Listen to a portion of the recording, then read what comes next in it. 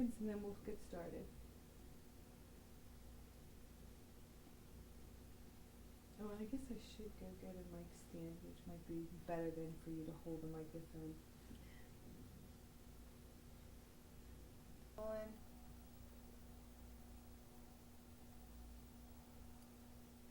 Hello, my name is Kristen Smith. I'm a third-year law student at the University of Pennsylvania Law School. I'm about to interview Ira Kurzban here in the Biddle Law Library of the University of Pennsylvania today, March 1st, 2001. Okay, camera's rolling.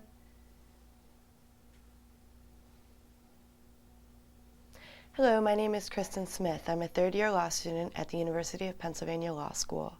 I'm about to interview Ira Kurzban as a part of the Oral Legal History Project here in the Biddle Law Library at the University of Pennsylvania Law School. Today is March 1st, 2001.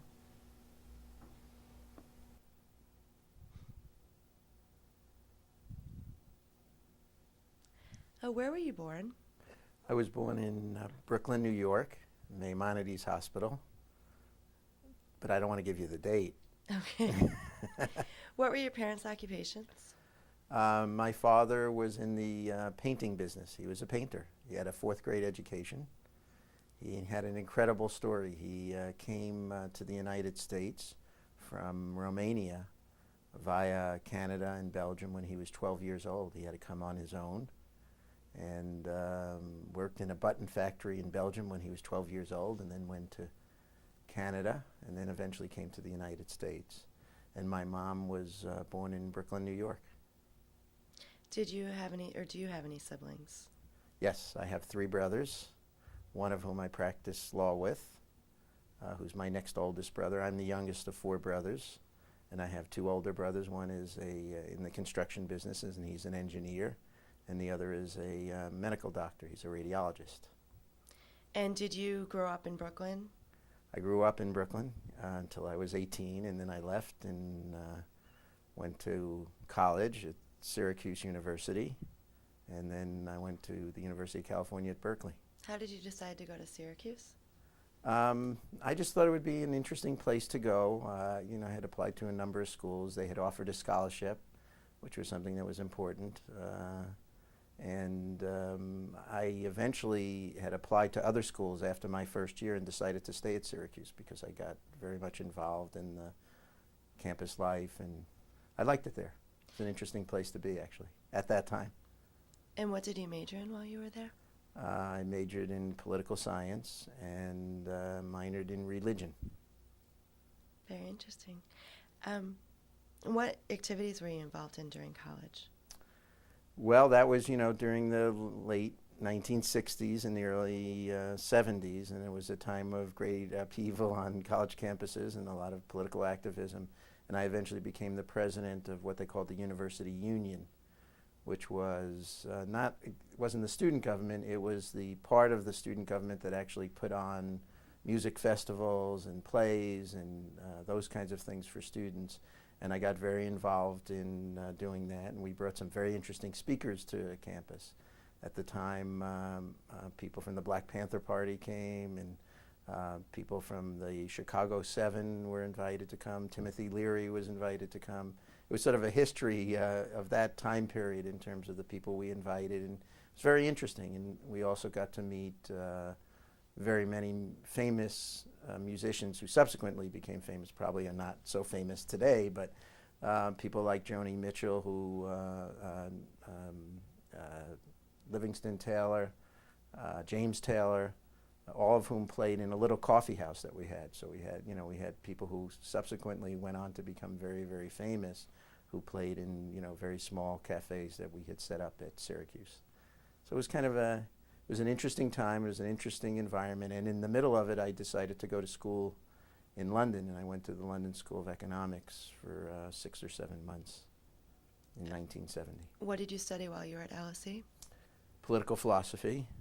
I was very interested in political theory and political philosophy, and I had the privilege of studying with two very interesting people, one of whom was Ralph Miliband, who was considered a Marxist and the other was another philosopher who was considered the most conservative, Michael Oakes, who's considered the most conservative political philosopher in London, in England at the time. And it was a very interesting education because they tended to treat political philosophy as a subject, I thought, much more seriously than in many respects we do here. We tend to treat it more like the history of political thought here. And there they really kind of struggle with it, and it was very interesting to be there. Did you meet many students from other nations while you were at the London School of Economics? Mostly British students. We lived together with a group of American students, but there were students from all over the world. And you certainly got a very different exposure to ideas and places and so forth. And for me, it was wonderful because I also got to travel throughout not only Western Europe at the time, but Eastern Europe. And Eastern Europe, I think, in those days was, obviously very different than today, and it was very interesting in many respects to see how people were living in Eastern Europe under communism. Upon your graduation from college, did you decide to go to law school then, or did you decide while you were in college? No, I never decided to go to law school until I was a graduate student. And actually, I was never one of those people who always wanted to be a lawyer. Actually, I always wanted to teach, and I was always interested in political theory and political science and political philosophy, and was going to do that. And I went to the University of California at Berkeley in a graduate program and a PhD program in political theory, and got through my master's, and then decided that I really didn't want an academic career, but continued to do both. I tried to do my PhD and my law degree at the same time. And that was at a time really before they had kind of joint programs. Now I know a number of the schools, including Berkeley, has a joint where you can do a joint law degree and a joint PhD program. They didn't have it at that time. So they sort of said, well, if you want to do it, you can try and do both at the same time, and I did, but I never finished my dissertation. So I'm still not a doctor.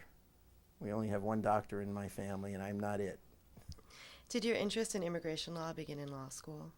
No, I never had any interest in immigration law, actually, until I graduated law school.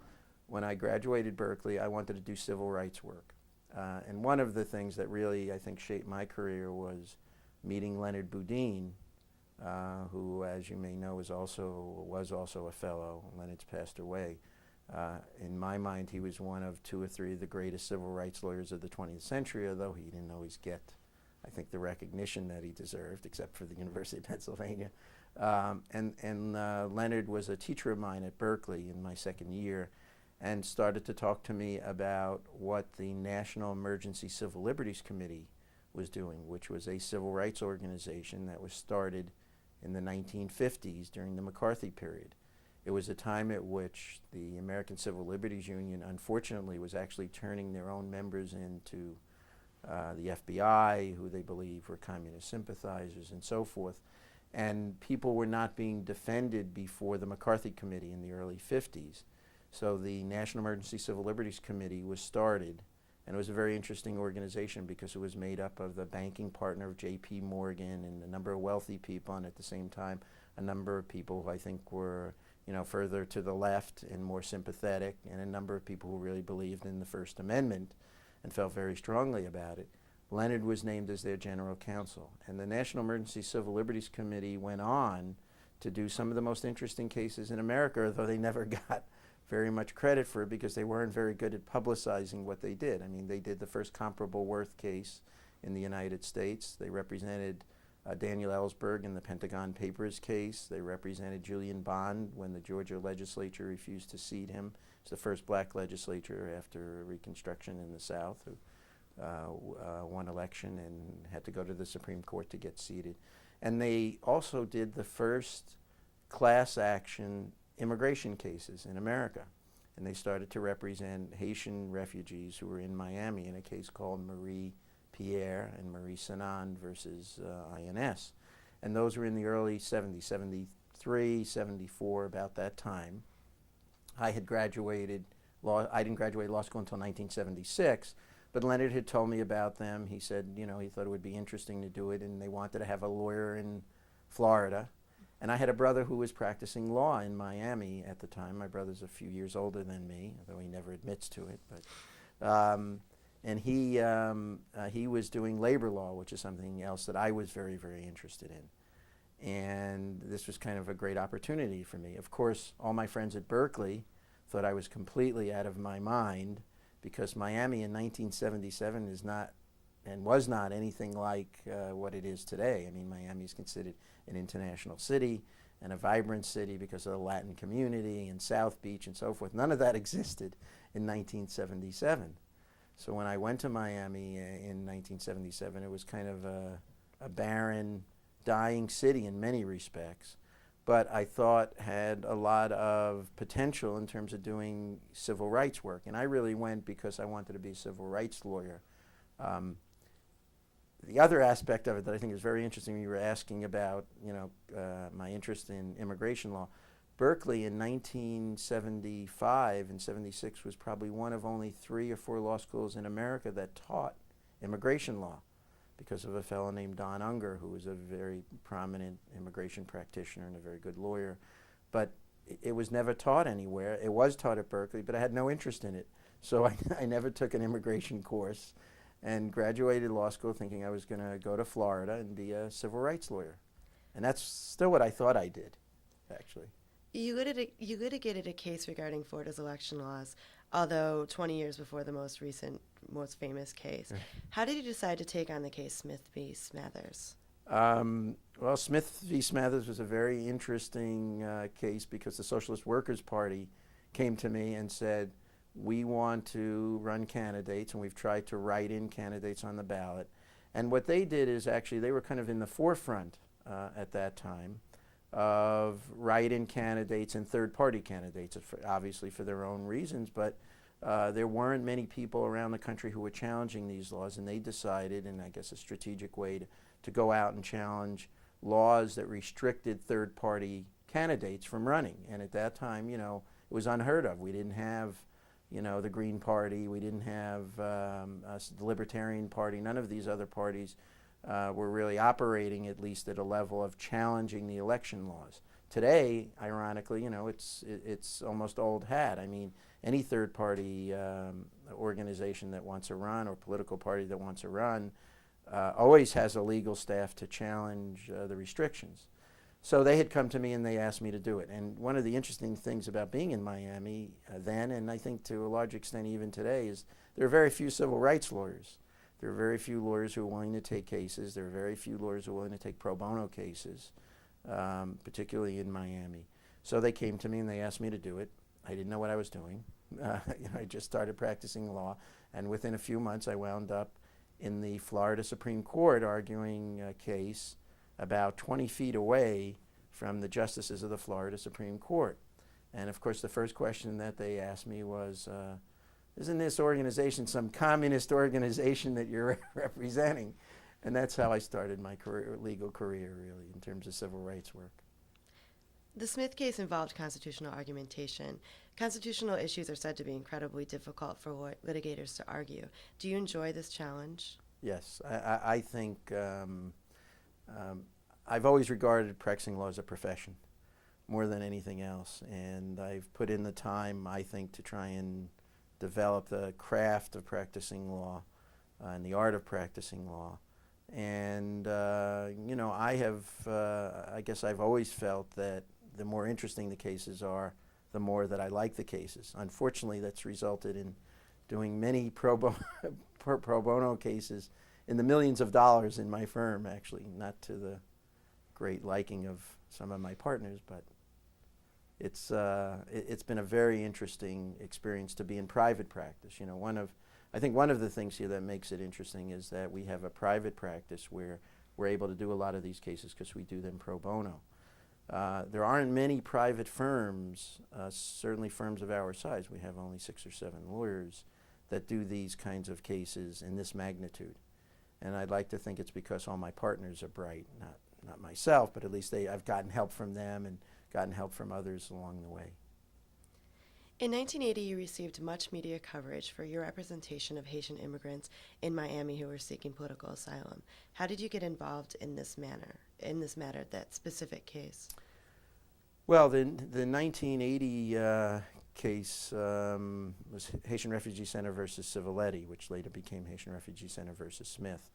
The way that I got involved in the cases was that I was representing the National Council of Churches. I mean, one of the reasons why I went to Florida was to do work representing Haitian refugees. So this was a real chance to try to do something. The first cases we did were really kind of the continuation of a case called Marie Sanon versus the United States and Marie Pierre versus the United States. But what happened in 1979, and it was very interesting, which is that the Immigration Service decided to focus on 4,000 Haitians who had come. They detained them, and the idea was to start what they called a Haitian program to expedite their deportation from the United States. So I was, at the time, representing the National Council of Churches, but something very interesting happened along the way, which is that they had funded an organization locally called the Haitian Refugee Center. And the center decided that they wanted to be independent. And rather than choose to stay with the organizations that were funding them and funding me, I decided to go and help the Haitian Refugee Center to do it pro bono. And they became really the driving force in a number of cases. This was only one of them. But many of those cases titled Haitian Refugee Center were done by this organization made up almost exclusively of Haitians in the community in Miami who'd said that they wanted to stand up for their rights and the rights of their countrymen. And that's how I began to get involved in that case, along with our affiliation with the National Emergency Civil Liberties Committee. So it was kind of a combination of both. Did you receive trouble from the INS in terms of getting in contact with your Haitian clients? Oh, there were a lot of things that happened at the beginning. I mean, there were a lot of threats made. I remember one of the first cases I ever did where a client of mine took the Fifth Amendment on the witness stand in an immigration case. The judge, who were then not necessarily legally trained, but were what they called administrative hearing officers of the INS, threatened me. The attorney threatened me with bar action for having my client assert the Fifth Amendment, and then threw my client in jail. So the next day we had to go to federal court and get him out. But there were a lot of that. I mean, we received a letter at one point in the course of that litigation from the General Counsel of INS threatening us about, quote, soliciting clients. And, we wrote back saying, first of all, there was a Supreme Court case, Primus, which allowed you, in effect, to solicit people in an organization. And secondly, we weren't getting any money out of it. We weren't actually soliciting clients for money. We were assisting people who sought legal help because they were detained. What they were trying to do is to put up barriers between us and the detainees so that we couldn't represent them and effectuate their rights. But they relented eventually. And that actually became part of the litigation. There was an issue within the litigation where they stopped us from representing people, and we sued under the First Amendment as well, seeking that representation. In the case Haitian Refugee Center v. Smith, adjudicated by the Fifth Circuit Court of Appeals in 1982, your complaint on behalf of the Haitian refugees stated, the INS instituted a program to achieve expedited mass deportation of Haitian nationals. You were also quoted as stating in the National Law Journal in 1983 that there's always been a two-tier system in immigration, and that people who could afford a good lawyer got good service, while people who were indigent never received that treatment. Do you think the INS would have isolated those Haitian refugees you represented in the Haitian Refugee Center case had they not been Haitian, or had they not been indigents? Yeah, I think both of those are important points. Even today, the vast majority of people who go before immigration judges are unrepresented and don't know how to effectuate their rights. There is no system, public defender system, to allow them to have somebody represent them. But I think there's a combination of both the indigency issue and, in many respects, even more importantly, the question of race. I think race has played a predominant role in the treatment of Haitian refugees. And I can give you a very current example that's very topical today, although may not be when somebody watches this tape 20 years from now. But the case of Elian Gonzalez, the little boy from Cuba who came to the United States, for which there was obviously a lot of discussion throughout the country. When he came, his relatives showed a photo of him. His uncle said, "This is my nephew, here's a photo of me." And based on that, they gave the family custody over Elian. When a Haitian family goes and asks to have custody over their nephew or niece or immediate family members, they're told they must get certified copies of birth certificates from Port-au-Prince, and they have to get other documents evidencing it and affidavits and so forth. So the interesting thing in immigration is that there's a tremendous amount of discretion because many things are done informally. And how that discretion is applied really relates to the kind of disparate treatment that I have seen, at least over the last almost a quarter of a century, because you see how Haitians definitely wind up in detention longer, wind up in detention at all, are deported quicker, and so forth, and given really, in many respects, less rights. While working on the Haitian Refugee Center case, you were quoted in the New York Times stating the INS has gotten a lot of political heat. They felt like they were going to lose this case. This is a way of softening the blow and making it look like they're doing it on their own when they, relax their decision with the Haitian Refugee Center. How did you get the media's attention to your clients, and how much do you think it affected the INS's policies? Oh, I think the media had a tremendous impact on these cases, and always has. And one of the interesting things in Miami is that 50% or more of the news and immigration in the United States comes out of Miami. There always seems to be something. It always seems to be in the national press. But we really devised kind of a coordinated strategy. I mean, I think the people at the Haitian Refugee Center understood that that this was not just a legal battle, that this was a political battle. It was a battle really for the hearts and minds of the American people in terms of their unequal treatment before the Immigration Service. And it was a battle that was only going to be won politically as well as legally. So from the very first days of whatever we were doing, we always tried to work with members of Congress.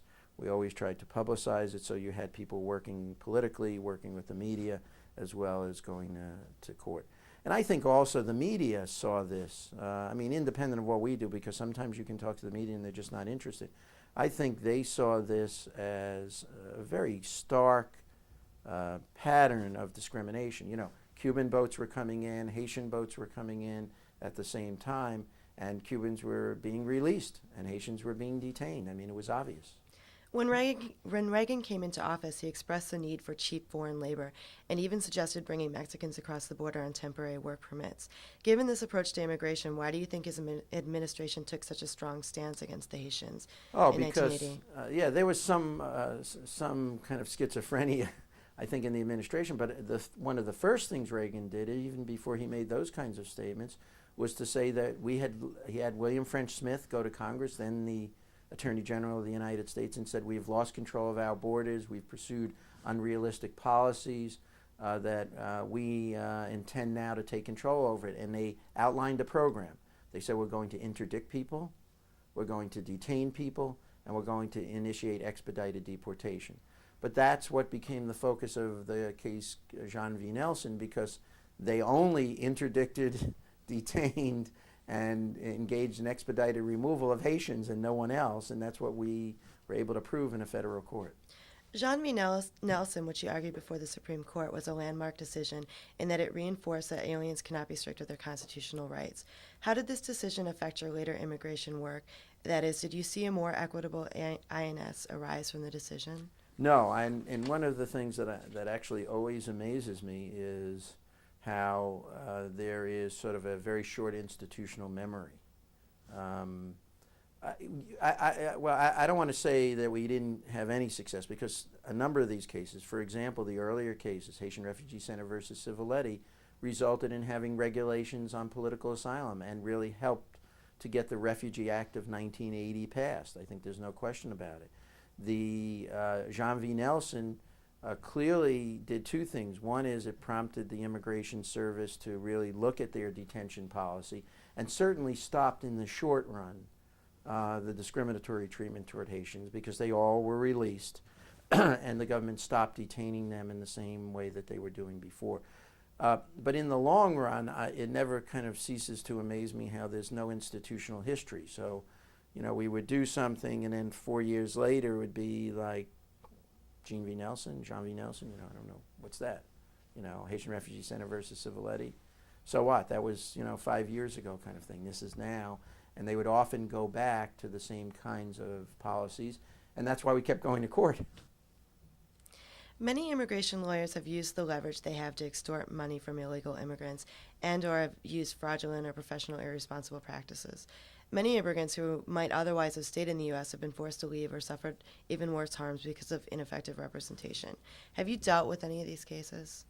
Yes, we've dealt with them a number of times in a number of different ways, but most of what we try to do is to get both the bar associations and the Immigration Service to act, because as long as the bar won't treat it seriously or the Immigration Service won't treat it seriously, people will continue to go to unscrupulous brokers. And part of it is almost a natural thing. I mean, that is, they go to people who speak their own language.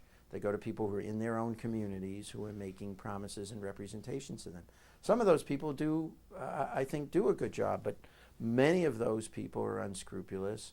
Many of them just take money from people, and many of them have no business giving advice on very complicated matters. And that, arises every couple of years when there's an amnesty or when there's a new program. I mean, we've seen that repeatedly, for example, in South Florida. Even now, this past year, Congress passed an extension of provision of the law called 245I, which allow people now who are illegal to apply for residency. Many of those people are going to people who are giving them very bad advice and are telling them it's an amnesty when in fact it's not.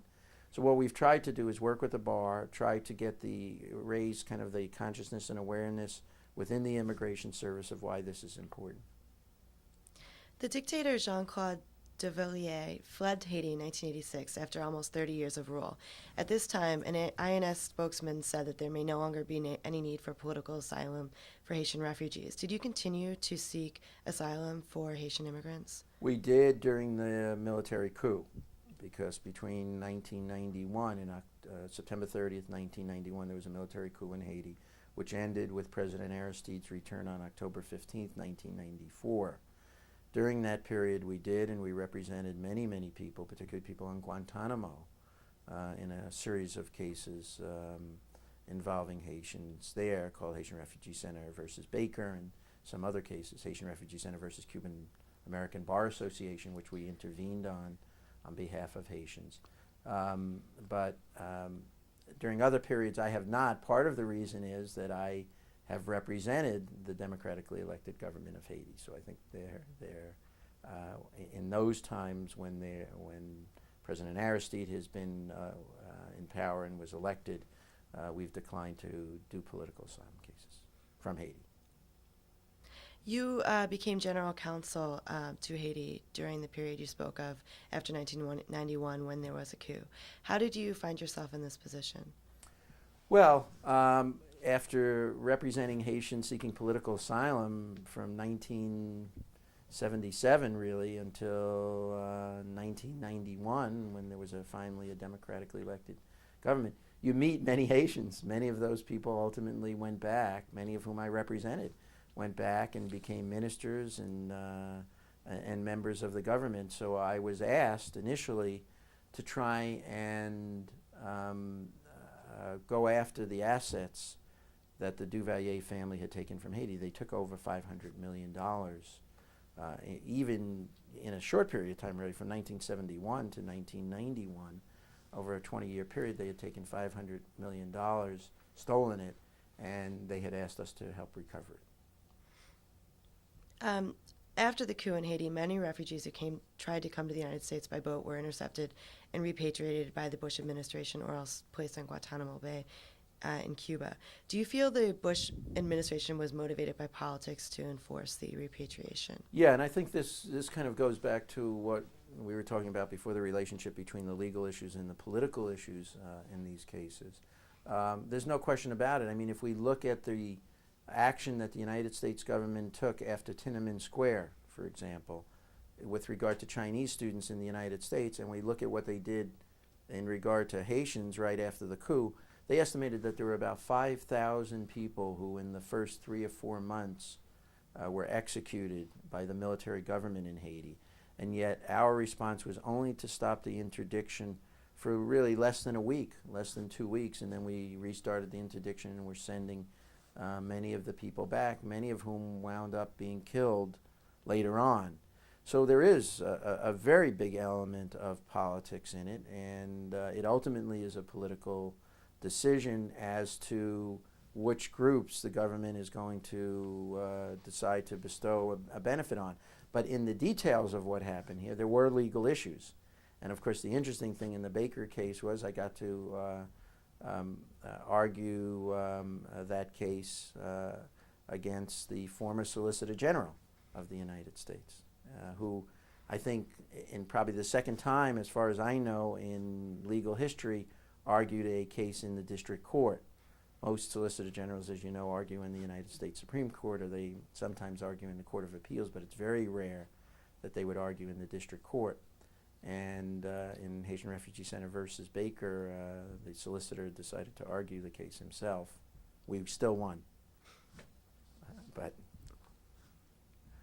did you represent any of the HIV infected Haitian refugees? Well, I helped, yes, we did originally in the Baker case, but then it became part of another case which lawyers from the Center for Constitutional Rights, people like Michael Ratner, actually took over, and they wound up doing kind of the second, what I would call the second Baker case, trying to represent people who ultimately were stranded there, were not given much treatment because the United States wouldn't admit them because they were HIV positive and wouldn't send them back. So they were living in these camps in horrible conditions.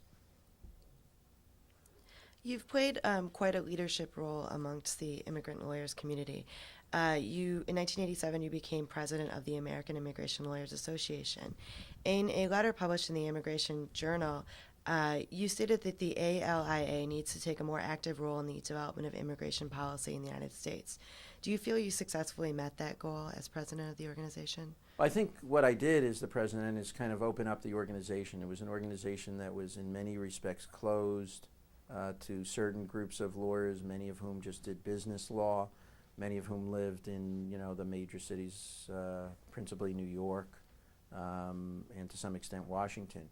And we increased the membership substantially because I think the way that I became president was unique in the organization, because no one had ever actually gone from not being an officer to running for president. And that's basically what I did. Usually, much like the American Bar Association, you kind of go up a step ladder until you reach the presidency.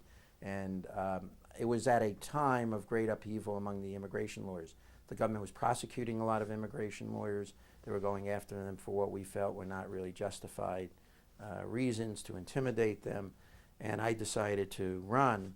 And I think just the fact of running and winning really made a difference. In terms of overall policy, I don't know that we have really done very much to change that policy. I mean, one of the major things that I wanted to do was to further judicial review by challenging the doctrine that you could not sue consular officers, which is a very prominent part of immigration law. A consular officer makes a decision abroad. Most courts have said there's no judicial review. We wanted to try to get legislation to stop that.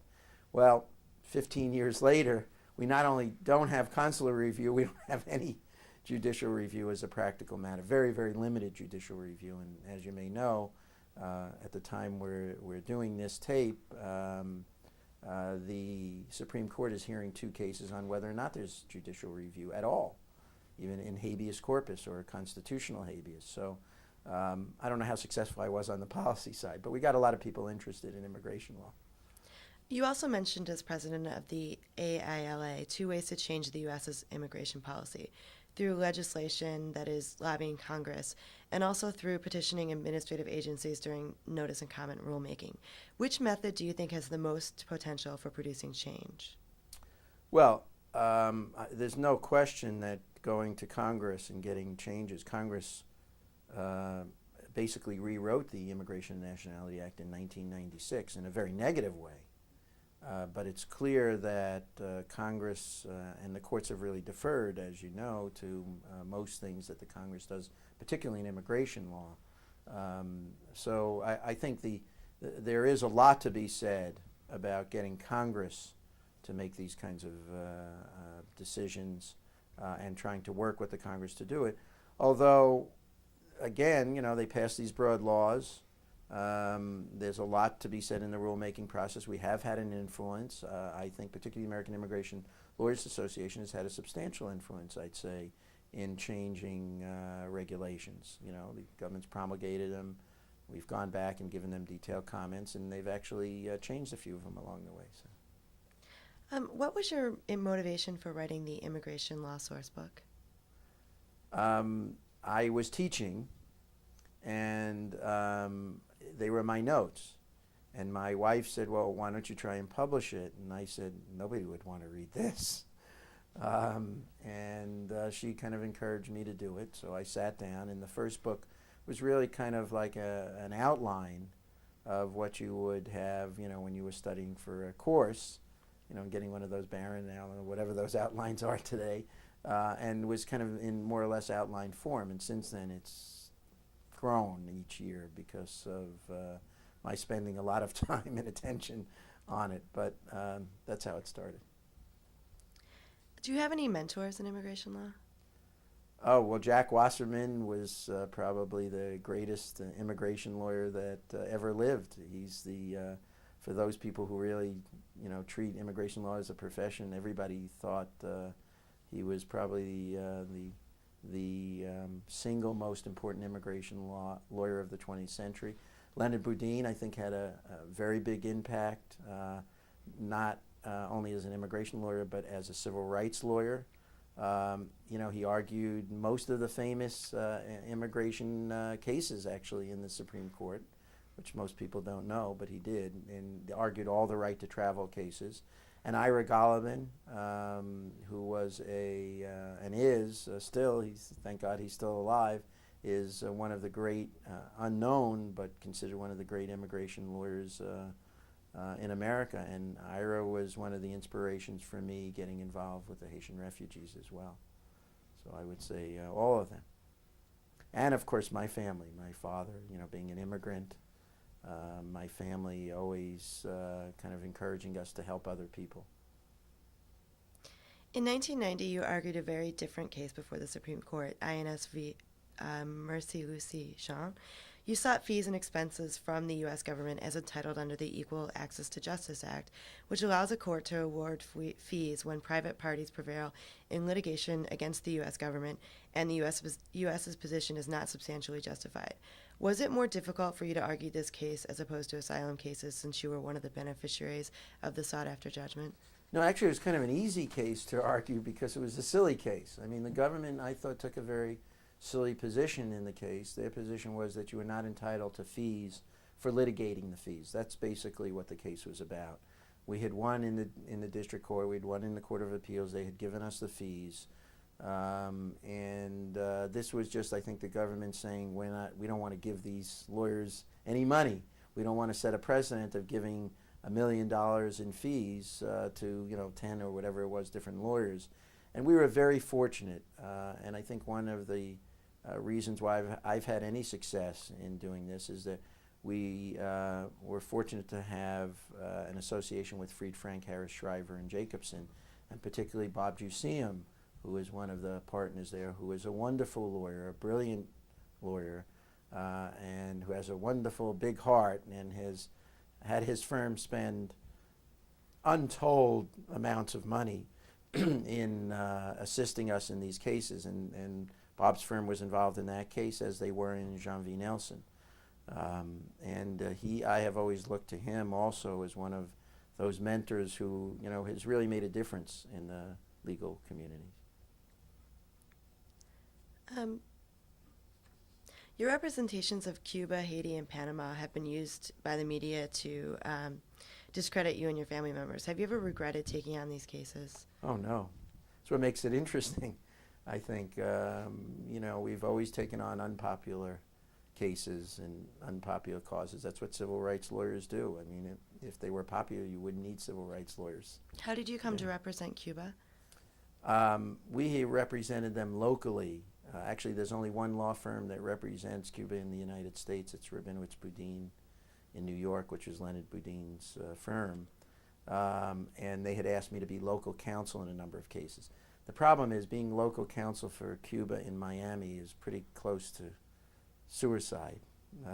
It's, you know, people have very, very strong feelings about these issues. The cases where I've represented them on actually, though, have been very non-political cases, but everything is political in Miami, where they don't allow Cuban music, where the Latin Grammys haven't been able to come to Miami because of the strong feelings on these issues. So, but most of the cases actually were not politically charged cases. I mean, most of them were either commercial cases or something of that nature, although one of them was kind of the precursor to the Elian Gonzalez case, a young woman of 14 years old who came to the United States with her boyfriend, and her parents wanted her back in Cuba. And that became a very big case in Miami at the time.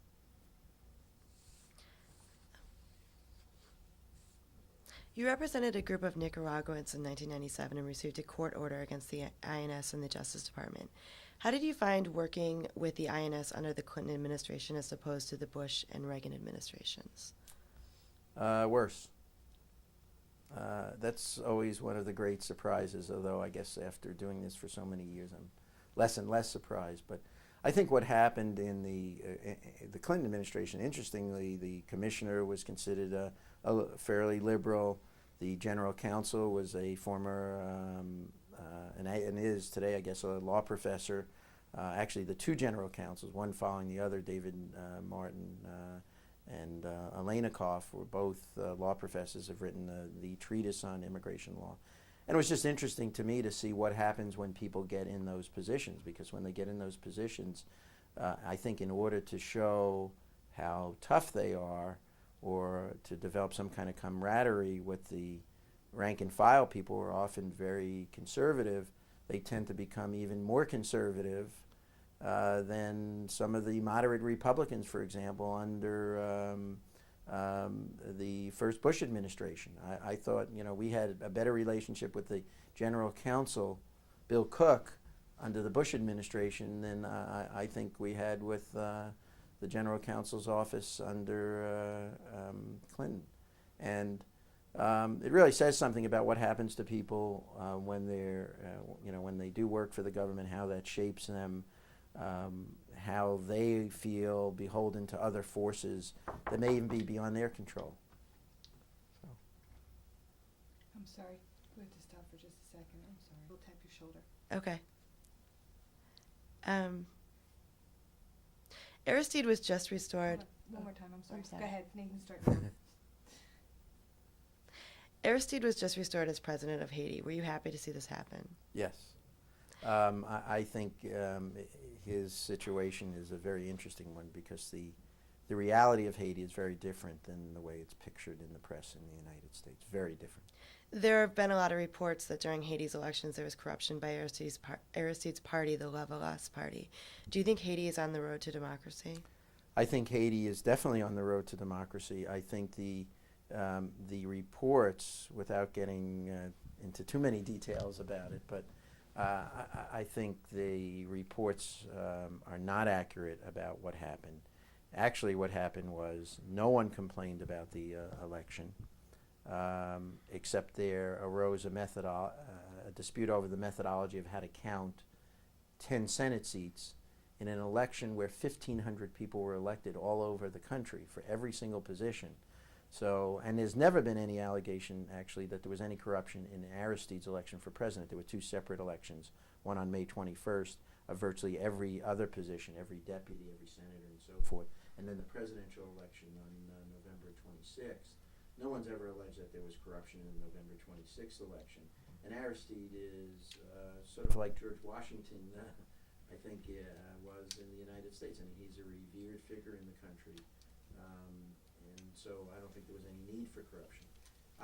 I think the country is on the road to democracy. I think when we look at our own democracy and what happened in the first 20 years of our own democracy, we had Shays' Rebellion, We had a president elected, as you know, by the House of Representatives, Thomas Jefferson, because we couldn't figure out a way to elect him. So there are things that happen in that process, and I think we need to let that process go. But certainly Haiti is on the road to democracy. This is the second election now where they've had a nonviolent transference of power in the 200-year history of Haiti. President Aristide voluntarily relinquished his position, even though he hadn't served his full term. President Preval just this February 7th voluntarily relinquished his position. So I think they are. I think Haiti's got many, many problems, but democracy is not the major one. Are you still working with Haiti now? I'm Yes. sorry, I'm going to have to interrupt one more time. And I guess you have to find those people in those firms. Yeah, if you want to do it. It's true. Okay, I'm recording. Okay. If you want, you can, if you don't mind, you could ask that question that you just asked. Right. I was just asking you, are you still working with Haiti now, with the government of Haiti? Yes, I am, and my hope is that for the next 5 years we'll be working with President Aristide to try and, as he says, take Haiti to a level where people can go from poverty with dignity instead of misery in the way that they have it now. What exactly is your position with the government of Haiti? Are you still the general counsel? I've been the general counsel, and as the general counsel, I've done a couple of different things. One is we run a human rights project in Haiti, and we've been instrumental in helping to prosecute human rights violators in Haiti. One of the major cases was a case involving a massacre during the military coup in a place called Rabateau, which is a section of Gonaïves, one of the major cities in Haiti. Over 20 people were executed at that time, and we've now brought the people to trial. 16 people were convicted. It was the first major human rights trial in Haiti's history. So that's one of the things we do, and the other thing I do is represent Haiti in the United States in either individual cases or litigation, and provide advice, and we hire people to do lobbying and so forth.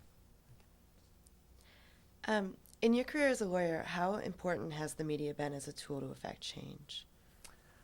I think it's very important. I think it raises people's awareness, but I still think you have to do the day-to-day lawyering, and you have to do a very, very good job of lawyering. Because I've seen both. I've seen people who spend a lot of time in the media and don't, prepare their cases well, and not much good comes out of it. And on the other hand, if it's a political issue, I mean, some of these cases are really not political in nature, but some of them, clearly are, where you're trying to educate the public because the battle is a much bigger battle than what's in the courtroom. And I felt that in terms of representing Haitian refugees. I mean, we went to court, I don't know, there were probably 13 or 14 major class action lawsuits from 1977 to the 1990s. And yet the battle was always ultimately played out in the public forum, in the press, and in Congress. What reforms do you think are necessary to the U.S.'s immigration policy? Wow. You have a few hours?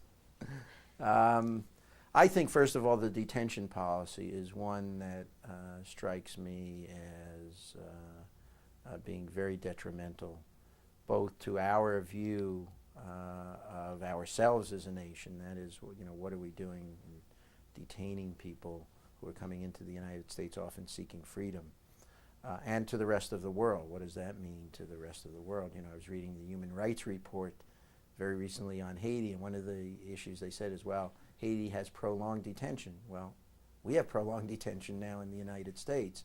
If we can't deport somebody, the United States government is arguing, the Solicitor General is arguing and argued last week in the Supreme Court that the government has the right to detain indefinitely. What that means for us as a nation, we shouldn't be detaining people indefinitely. There's something wrong with that. And so I think the detention policy needs to be carefully reviewed. I think the policy on political asylum, in terms of what we do and how we treat asylees while they're waiting for a final determination, is something that we need to take another look at. how we treat people based on politics, which clearly the law doesn't say, and yet somehow it has still infected the law in terms of giving special benefits to certain groups versus others. So I think there's a lot to be done in the asylum area. I think there's a lot to be done in representation. I mean, we need to figure out a way in which people can really be represented. We hold out the promise of a hearing, but in fact most people don't get the benefit of that hearing because they don't speak the language, they don't have somebody representing them. So, and then my major pet project is to restore judicial review, because I really feel what the Congress did in 1996 is truly un-American. I mean, you know, we have people in the Congress who stood up in the well of the House of Representatives who said no man is above the law when the president was being impeached, and I think all Americans believe that. And yet these were the same people who voted to allow a law that says for 17 different reasons in 17 different ways you can no longer go and sue the Immigration Service no matter what they do. If an immigration officer says to an individual, I'm not allowing you in the country because of your race, you know, in other words, you know, I don't like you, you're Chinese or you're something else, there's really no judicial review of that right now. If a consular officer abroad does the same thing, there's no judicial review. There's no judicial review of any discretionary decision. If the Attorney General throws somebody in jail, there's no judicial review on the discretionary aspect of that. And I can go through the whole list. There's 17 different categories of what we call preclusion of review. But it truly is un-American. I mean, because if you can't sue the agency, you can't correct lawlessness. And that's what it's really all about in going to court. Although we are a nation of immigrants, most people have no idea what it's like to immigrate to the United States today. How do you think we can bring awareness to those problems? Well, I think one of the things that we've tried to do through the American Immigration Lawyers Association is to publicize that by having essays, you know, essay contests, by rewarding and giving awards to and having a national dinner each year of immigrants who have made contributions to the United States. You know, I think in the back of Americans' mind there is that awareness, yes, you know, immigrants have made an important contribution to the country. But when you start naming names, you know, it really is kind of overwhelming. I mean, people who have made major contributions, you know, from Einstein to Isaac Stern, all of whom have been immigrants into the United States. I think people have a very different sensibility. And I think we need to do a better job, though, of educating people about those things, because what is remarkable to me is in a time of very low unemployment, there is still a pretty strong anti-immigrant sentiment, which we've really never had in the United States before. What do you see as your greatest accomplishment so far in the field of immigration law? Oh, I thought you were going to say my greatest accomplishment was trying to raise my 5 children. But that's the most difficult challenge I've ever had, I think.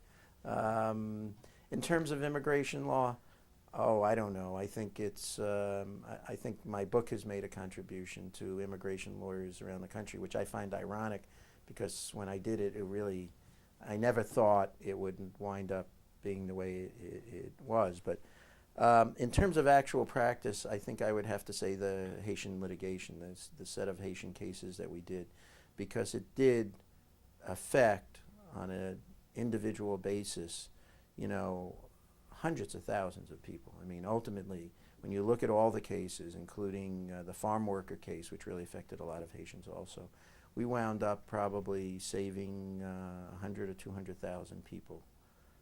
Who now live in the United States, have families in the United States, their children are growing up in the United States. And I think to some extent the Nicaraguan case too, the one we recently did, I had the same kind of feeling, you know, that by doing the litigation, it really made a difference.